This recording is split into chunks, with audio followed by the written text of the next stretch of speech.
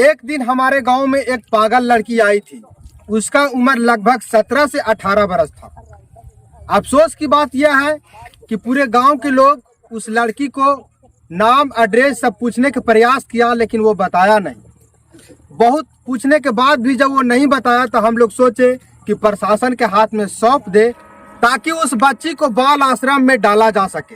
जब हमने डायल 112 को फोन किया तो प्रशासन आया, और प्रशासन आने के बाद हम ही को पूछने लगा कि जब ऐसा लड़की थी तो आपको फोन नहीं करना चाहिए था। काहे भाई, काहे नहीं फोन करना चाहिए था? हाल ही में साथियों, एक हमारे ही गांव के जन थे और वो बेचारे सनपापड़ी बेचा करते थे। बीच में वो कूड़ा बीनने के काम करने लगे थे। लोग उसको चनपकड़ा समझ करके मार दिया। वही डर के कारण हम प्रशासन के कॉल किए कि इस बच्ची के साथ भी ऐसा घटना ना हो। लेकिन जब प्रशासन आया तो हम ही को कहने लगा आपको समझदारी होना चाहिए था, ये पागल है, इसको हम लोग कहाँ ले जा करके रखेंगे? तो भैया आप प्रशासन काहे के लिए हैं? आप प्रशासन क्यों बने हैं? उसको बाल आश्रम में ले जा करके क्यों नहीं डालिएगा?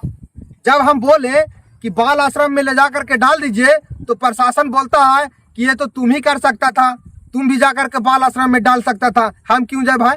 सरकार हमको पेमेंट दे रही है, सरकार हमको पैसा दे रही है, सरकार आपको वर्दी दिया है, सरकार आपको पैसा देती है, तो सरकार के काम आप नहीं कीजिएगा जी कि सरकार के काम हम करेंगे? तब बोलने लगा कि बाल आश्रम बोधगया में नहीं है, गया में नहीं है, नवादा जाना पड़ेगा। तो हमें कहने का मतलब है आपको दिल्ली जाना पड़ जाए, उससे हमको क्या लेना देना? जब पब्लिक समस्या में है उसको समाधान कीजिए, समाधान नहीं कीजिएगा तो आपको तो परेशानी उठाना पड़ेगा ही।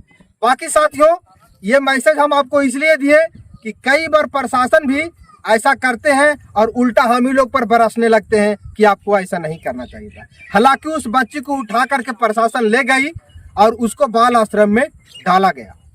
हालांकि वो प्रशासन काम किए लेकिन पहले 4 बात बोले। खैर, उससे फर्क नहीं पड़ता है, समाज के लिए काम करते रहना है।